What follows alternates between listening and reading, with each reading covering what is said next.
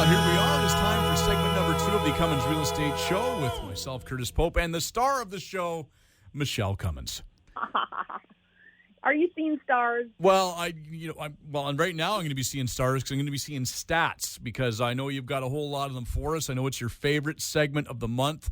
I know you love doing the show, but I know this is your absolute favorite segment every single month. It is. I wouldn't be who I am if it wasn't.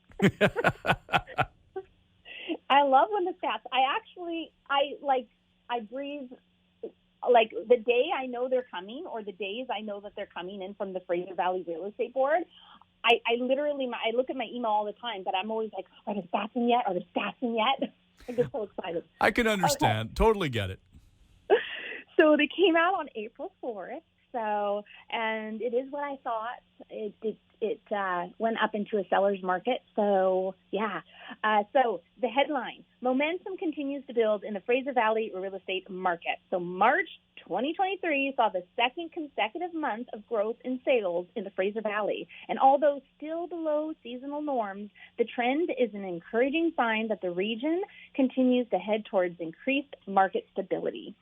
So property sales, 39.9% lower than a year ago. So that's sales, that's huge. And nearly 25% below the 10-year average. And so that's something, even though it's now a seller's market, it's still supply and demand. There's not a lot of listings, but the sales are still way down. So after months of uncertainty made it difficult for buyers and sellers to re-enter the housing market, we may well be seeing a turning point. So this is from Narinder Baines, the chair of the Fraser Valley Real Estate Board, continues to say, the pause in rate hikes has helped to restore a much-needed sense of predictability, which is building consumer confidence. As a result, we're starting to see more traffic at open houses along with more multiple offer situations. As in all regions across the province and the country, low supply is still an issue and a primary factor driving price growth.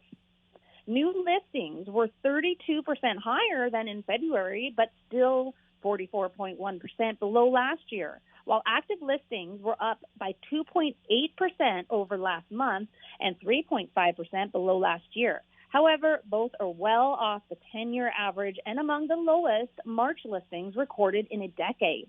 As a result, the aggregate sales to active listings ratio grew to 34%, shifting the market into seller's territory, with demand for townhouses even more pronounced at a 62% ratio.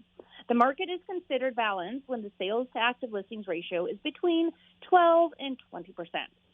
So while market demand continues to trend up, we will face an uphill battle on the supply side, which is keeping prices elevated. And this is said by Fraser Valley Real Estate Board CEO Baldev Gill. The province will require sustained inventory growth of at least 25% over each of the next 5 years in order to normalize inventories. Until then, we strongly advise buyers and sellers to consult with a realtor to plan the best strategy. Properties spent slightly fewer days on the market compared to last month, with detached homes posting 30 days on the market and apartments 29 days. Townhouses moved faster at 26 days. So single-family detached homes overall in the whole Fraser Valley, the benchmark price currently is at $1,390,600, and that's an increase of 1.9% compared to February and a decrease of 21.7% compared to last year.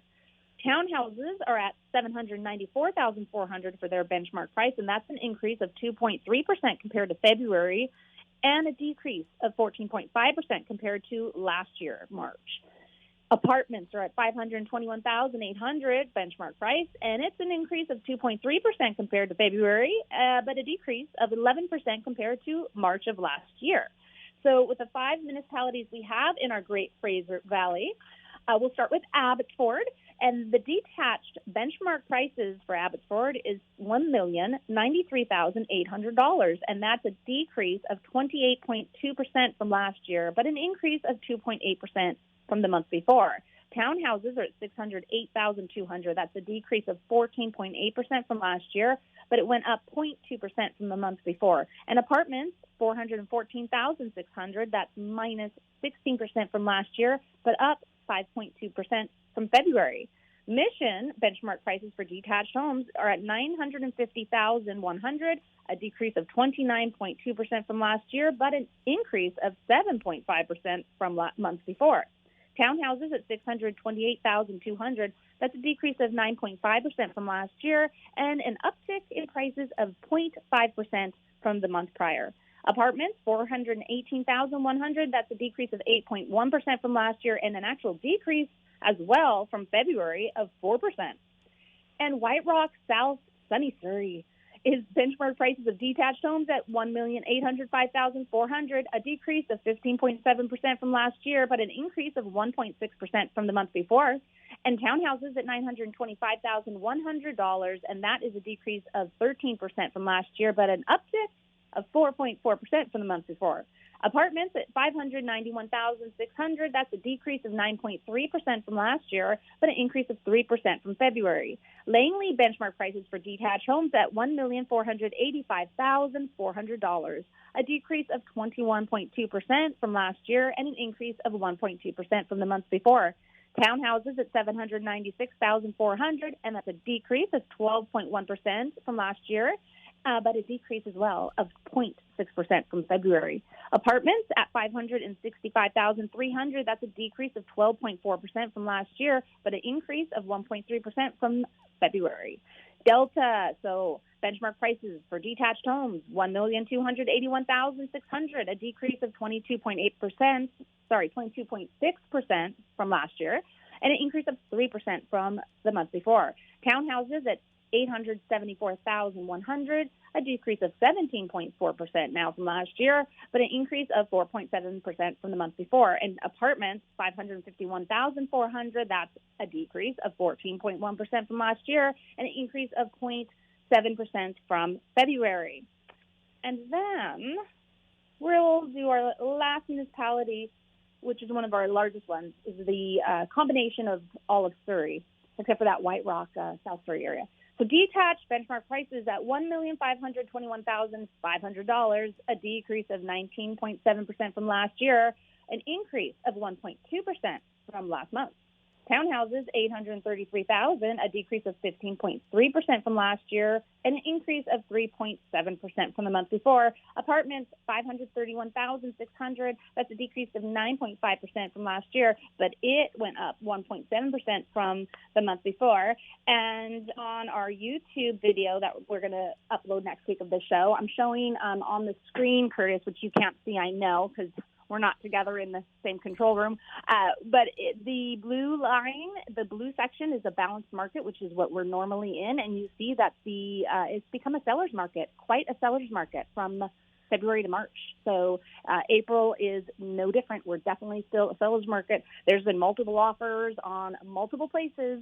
And so, yes, if you're a buyer, get out there, have a look. If you still aren't seeing the listings that you want that fit your criteria, don't be saddened. There'll be more coming on the market. More and more listings will come on the market throughout April. That's usually our busiest month for new listings. So, you know, I was reading an article the other day, and it got me thinking. It basically said that, the part of the demographics with the most people in the Lower Mainland are people in their mid-50s, and they're not going to be selling their homes for, again, another 10 or 12 years. Meanwhile, you have people, the next biggest part of the demographic are 30-year-olds who are just trying to get into the market and things like that. They're just starting a family and they're getting their careers going. And the whole point of the article is that we're never going to have inventory in the Lower Mainland. Yeah, it's true. Because just the way the demographics are moving the way they are right now, because when there's people that are getting out of the market or changing where they're living, there's a lot of people looking to get into it. Yeah. What article was that? It was an article, I can't remember where I saw it. It was a small article about it, and then I saw a guy on TikTok talking about it, the same kind of thing, and he kind of explained, he kind of broadened it. It is true. That's very interesting. Now, as mentioning, having hope earlier about the market, about listings coming up that will suit your needs, I wanted to do a quote for our show since it's Easter long weekend. It's Easter. It's been Easter week. And I did post on my socials the other day about hope and using that word. But I got a cute quote, an Easter quote. And all right. Well, I want to hear this cute Easter quote. And, I love eggs. Eggs is like one of my favorite proteins. And my neighbor has amazing eggs. I always get my eggs from her. And so this is okay. Easter is the only time when it's perfectly safe to put all your eggs in one basket. And so that could mean your hope in salvation, your hope in life, your hope in many things.